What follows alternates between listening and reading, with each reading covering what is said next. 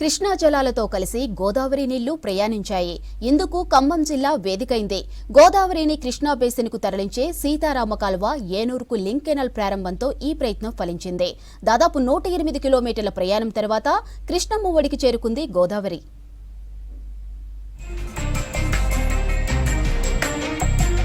ఖమ్మం జిల్లా దశాబ్దాల కల నెరవేరింది. సీతారామ ప్రాజెక్టు నుంచి గోదావరి జలాల ఎత్తిపోతలు ప్రారంభమయ్యాయి. భద్రాద్రి జిల్లా అశ్వాపురం మండలం బీజీ కొత్తూరులో సీతారామ ప్రాజెక్టు మొదటి లిఫ్ట్ నుంచి ఎత్తిపోతలు ప్రారంభించారు మంత్రి తుమ్మల నాగేశ్వరరావు.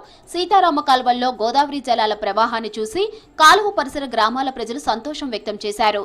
గోదారమ్మకు పసుపు కుంకుమలతో పూజలు చేశారు. ఈ యొక్క లింక్ కెనాల్ ద్వారా వైరా ప్రాజెక్ట్ కి జూన్ నెలలోనే సీతారామ ద్వారా మీకు నాట్లు వేయించే బాధ్యత ఈ ప్రభుత్వాన్ని, రేవంత్ రెడ్డి గారి ప్రభుత్వాన్ని అని చెప్పి మీకు విజ్ఞప్తి చేస్తున్నాం. జూలూరుపాడు టన్నెల్ అయ్యే లోపలనే ఈ ప్రాంతంలో ఉన్నటువంటి పినపాక, అశ్వారావుపేట, వైరా, అదేవిధంగా సత్తుపల్లి, అశ్వారావుపేట నియోజకవర్గాలు 5-6 నియోజకవర్గాలకి ఈ యొక్క పూర్తయినటువంటి సీతారామాన్ని మనం వాడుకునే అవకాశం ఉంది. ఆ మాట మీద నమ్మకం ఉంచి, ప్రభుత్వం మీద నమ్మకం ఉంచి మీరు భూములు ఇచ్చినందుకు మిమ్మల్ని ఎప్పుడు కూడా ఈ తుమ్మల మర్చిపోవడం చెప్పి కూడా మీకు ఈ సందర్భంగా మనం చేస్తాం.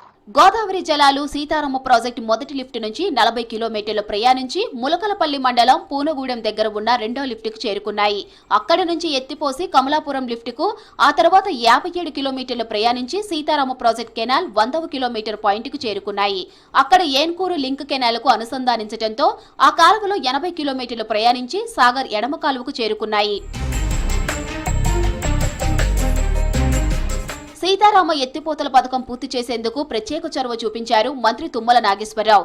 90 కోట్లతో గత ఏడాది ఏన్కూరు లింక్ కెనాల్ పూర్తి చేసి సీతారామ ఎత్తిపోతల లిఫ్ట్ పనులు ప్రారంభించింది ప్రభుత్వం. ప్రస్తుతం సమ్మర్ ఎఫెక్టుతో సాగర్ జలాలు తగ్గడంతో గోదావరి నీటిని సీతారాం లిఫ్ట్ ద్వారా విడుదల చేశారు. గోదావరి జలాల రాకతో వైరా, సత్తుపల్లి, మధిర నియోజకవర్గాల్లో సాగర్ ఆయకట్టులో 1,30,000 ఎకరాలకు సాగునీటి సమస్య పరిష్కారమైంది. గత ప్రభుత్వం 7 లక్షల కోట్ల అప్పుల పాలు చేసినప్పటికీ కూడా ఇటు సంక్షేమం, అభివృద్ధిని ఎక్కడ కూడా ఇబ్బంది పెట్టకుండా ఏదేమైనప్పటికీ నా ఈ నియోజకవర్గాన్ని అన్ని రకాలుగా అభివృద్ధి చేసే దాంట్లో, ప్రతి ఎకరాకి నీళ్ళు ఇచ్చే దాంట్లో శక్తి వంచన లేకుండా పనిచేస్తానని చెప్పేసి తెలియజేస్తూ, జీవితంలో చరిత్రలో మిగిలిపోయే ఘట్టం ఇది. ఇంత మంచి కార్యక్రమాన్ని కళ్ళ ముందు నీళ్ళను చూస్తున్నందుకు ఆనందంగా ఉందని చెప్పి తెలియజేస్తాను. తల్లాడి మండలం, కల్లూరు మండలం, పెనుబల్లి మండలం, వేంసూరు ఇవన్నీ కూడా సుభిక్షంగా ఉంటాయి. ఆంధ్రాకి కోనసీమ ఎలాగో తెలంగాణకి మా సత్తుపల్లి నియోజకవర్గం కూడా మునుముందు అలా అవుతుందని నేను ఆశిస్తూ, సీతారామ కాలువలో గోదావరి నీళ్లు చూసి మురిసిపోతున్నారు రైతులు. చండ్రుగొండ, అన్నపురెడ్డిపల్లి, ముల్కలపల్లి మండలాల సాగునీటి కల నెరవేరిందంటున్నారు. తమ పంటలను కాపాడటానికి గోదారమ్మ తల్లిలా పొలాలకు చేరుకుంటుందని సంబరాలు చేసుకుంటున్నారు.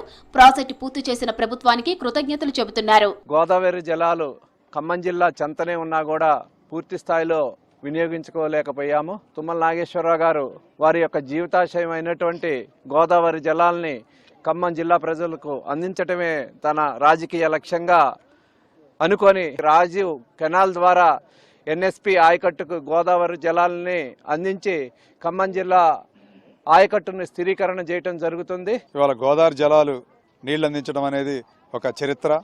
ఆ చరిత్రని తిరగరాసిన వ్యక్తి మన వ్యవసాయ శాఖ మంత్రి తుమ్మల నాగేశ్వరరావు గారు. లక్షల ఎకరాలకి సాగునీరు, తాగునీరు అందించిన చరిత్ర ఈ ప్రభుత్వానికి ఉన్నది. సాగర్ ఆయకట్టు పరిధిలో గోదావరి నీళ్లు పరవళ్లు తొక్కుతున్నాయి. సాగర్ ప్రాజెక్టులో తగినంత నీళ్లు లేకపోవడం, కృష్ణా జలాల వాడకంపై తెలంగాణ వాటా తేలకపోవడం సహా పలు కారణాలతో ఖరీఫ్ సీజన్లో సాగునీటి కొరత ఏర్పడింది. చేతికి వచ్చిన పంటలను కాపాడుకునేందుకు రైతులు ఇబ్బంది పడ్డారు. ఈ పరిస్థితుల్లో సీతారామ ప్రాజెక్టు ద్వారా గోదావరి నీళ్లు విడుదల చేయడంతో ఆనందం వ్యక్తం చేస్తున్నారు రైతులు.